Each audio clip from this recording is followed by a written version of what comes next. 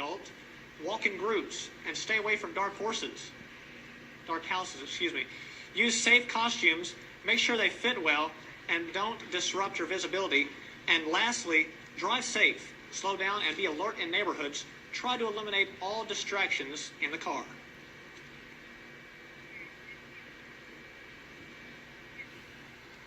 Thank you all so much for coming tonight. We have Lori and Kim here from Northwest Arkansas Ghost Connection. You can find them at northwestarkansasghostconnection.com. Let's send it over to Ashlyn at the band. Thank you so much, Drew. Yes, I am joined by Kim here. Thank you so much for being here tonight. We appreciate you. Now, first I just wanted to ask you to clear up any misconceptions. What exactly is a medium? Well, I'm more the energy worker. Lori is the medium. And a medium, it depends. Some can see and hear, and some can just hear, some can just see, but that's more of a question for her. But me, I get more of energy feelings. I see auras, and I can sense negative energy and positive energy. What makes a ghost or some kind of figure appear in a specific location? It could be anything. They could be attached to somebody or something or somewhere. They can be intelligent enough to communicate with the person, or it could be residual, like something that's happened at one time and it just keeps playing over and over. And when did you first discover that you had these powers?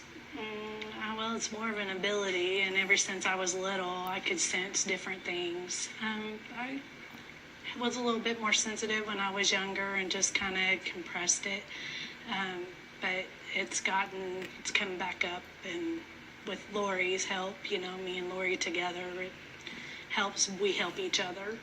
So, were your parents receptive of your abilities? The abilities go back in my family generations.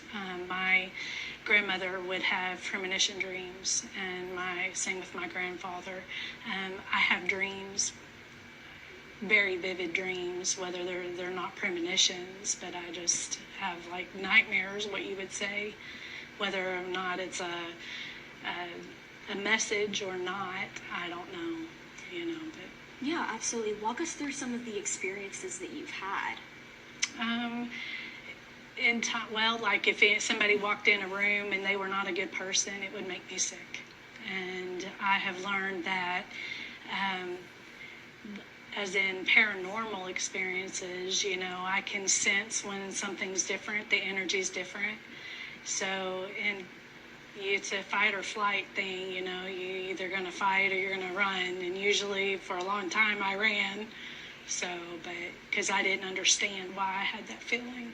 You said a lot of people, or you didn't understand, but a lot of people don't really understand. What are some of the misconceptions or common misconceptions that surround your area of work? Well, with us, sometimes people can be fixated and think that they're haunted, and they're not. That's where we come into play, is that we want to grab evidence and stuff like that. But children are really receptive to hauntings, and seeing and hearing, because as we get older, we learn to it's not nothing, or it's your imagination or whatever. So we just our brains get trained to not see what we did when we were little. And children don't understand that. So usually when a child says, that there's a man in the room, there's probably a man in the room. Yeah, absolutely. So, yeah. Well, we're going to send it over to Drew and Lori. Hey, Drew. Hey, Lori. How are you guys doing tonight? Hi. We're doing well, thank you. So we heard Kim talk a little bit about how you two play off of one another. Mm-hmm. So can you tell me a little bit about the dynamic of y'all's relationship? Well, with me being a medium, I have different types of abilities. I can see, sense, hear, feel. So I run the gamut, basically. And with her energy work, it helps to ground and calm me. We work really well together in really tight situations. When we're in a bad investigation or whatever, we just kind of flow together. How often do you find yourself in a bad investigation when you need to be calmed down? I would say probably 2 out of every 5. Oh, really? Yeah. Well, can you walk us a little bit through the investigation process? When people contact you from the beginning, how does the process go? Generally, when they contact us, we get in touch. We schedule a time that we can meet, sit down, go over what's happened to them personally or the family, schedule a time to do an investigation, set up equipment, and try to get, factual information for them. So what kind of equipment do you use when you're on an investigation? Oh, we use all kinds of stuff. We have the flare gun. We have an Ovilus. We use standard cameras. We have a lot of Wi-Fi cameras that we set up throughout the location. We also have tons of recorders and what we call a REM pod, and it interacts with spirits with their electromagnetic fields of spirits. So Okay. it's pretty interesting. So after you conduct your interviews and after you conduct your investigations, what sort of feedback or proof do you give back to the people who recruited you? Well, if we have photographs, any audio, anything that is concrete, we generally share that with the individual. Plus, we also do a report, a step-by-step of what we've done throughout the evening. What would you say are the odds of any location having paranormal activity? Well, the statistic is 1 out of every 8 households has a paranormal activity, or businesses, either way. So if you're that interested, step out on your street and count 8 houses, and 1 of them are experiencing something. I want to incorporate both of you into this. Can you tell me about the different types of paranormal activity and how do you tell between the 2 different types? Well, intellectual hauntings generally interact with a family or a person or a child, as Kim said earlier. They have very distinct movement. They can move objects. They can open doors. They can talk. You can maybe audibly hear them on occasion. So that's kind of interesting to have an intellectual haunting. But we find that there are a lot of residual haunts, which is like an embedded moment in time that just keeps repeating itself like a record. Okay. And Kim, can you tell me about some interaction you've had with an intellectual or a residual haunting?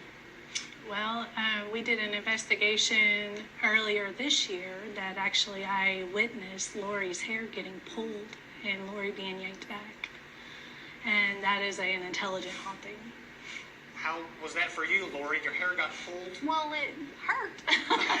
It wasn't pleasant, I'm but sure. it happens. I mean, I've had a lot of really dangerous encounters over the years. Do you feel like that paranormal activity was provoked? It felt threatened by your presence there, or it was just a reaction?